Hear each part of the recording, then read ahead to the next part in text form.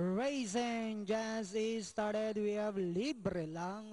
Break quickly at the start. Moving up on the outside. It's a Lemon in the middle portion. Bartolina. Body shot is Tareliza. Elegancia. Then in the middle portion comes Sangano. While So Islas is the early trailer. And going along for the first turn, we have Libre lang. Followed closely by It's a Lemon. Body shot is Tareliza is down on the inside.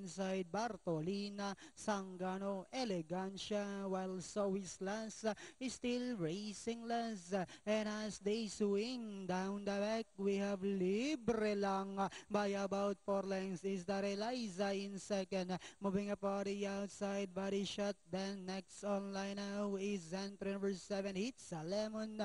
Bartolina comes next. Sangano, Elegancia, while So Islas is still running at the tail of the field. And at the fourth turn, we have Libre lang by about half length.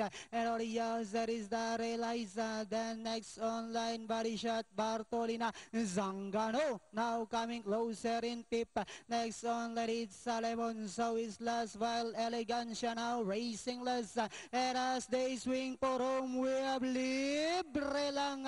Followed by Star Eliza, Zangano. Moving up down on the inside. Last 100 meters, the lead now belongs to Sangano, followed by Libre lang in second. We have Sangano, followed by Libre lang, and finally Sangano.